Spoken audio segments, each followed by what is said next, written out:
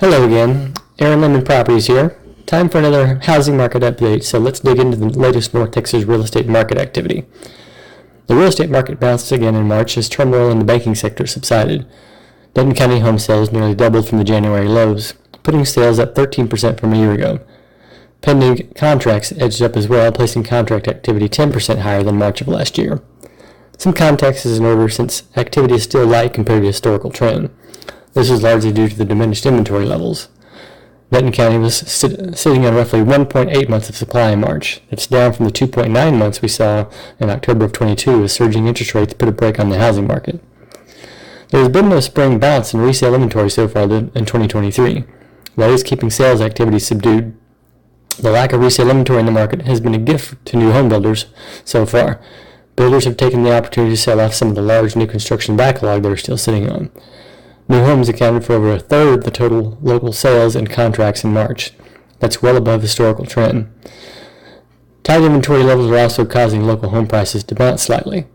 The median home price in Denton County came in at $441,389 for March. That's 4.4% lower than a year ago, but roughly $16,000 higher than where we started the year. Average prices bounced to $528,000, or 4.3% lower than the same time a year ago. We should still see two more negative year-over-year prints with prices after last spring's spectacular FOMO mania. With a rebound in activity to start 2023, days on market fell slightly, but it's still taking almost 2 months to sell the average Denton County home. There's a solid bid for more affordable homes, but we're not back to the crazy bidding wars we saw last spring. Average percent of the list also edged up to 95.9% in March. Sellers are adjusting to the new reality of a better, but not great, housing market. The market has experienced a lot of volatility so far in 2023. Mortgage rates have whipsawed back and forth between the 6 and 7% range. The banking contagion from Silicon Valley tech bros and leveraged speculators provide enough fear in the markets to push rates lower temporarily, but demand hasn't cratered, so rates have bounced back recently. Buyers are still on the market, and that demand is keeping inventory levels low for the time being. The March unemployment report showed the economy added another 236,000 jobs. The U.S. unemployment rate stood at 3.5%, or near the lows for the cycle. The labor market is still fairly tight, and prices are still elevated. Americans are sitting on an elevated but shrinking pile of savings. This helps to understand the recent bounce in the housing market. Headline inflation for March came in at 5.0%, a definite improvement from the recent highs, but core inflation, ex-food and energy, remains stubbornly high at 5.6%.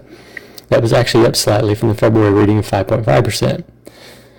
The recent banking crisis has caused the Federal Reserve to intervene and provide temporary liquidity to the markets. The "it's not QE is now QE" has resumed back to quantitative tightening. The Fed still has a huge amount of work to do in terms of shrinking the incredibly bloated balance sheet. It's absolutely laughable that some supposedly serious people are calling for Fed rate cuts when the balance sheet drawdown has barely made any progress. With prices still elevated and homes still seeing a solid bid, it's difficult to imagine a scenario where the Fed would actually pivot or cut interest rates. It appears the Federal Reserve will have to remain in inflation-fighting mode until the next recession arrives. That'll not be what the real estate industry wants to hear, but it is what it is. If you're in the market to buy or sell a Denton County home, being flexible and adaptable will likely serve you well. That's it for now. Thanks for tuning in.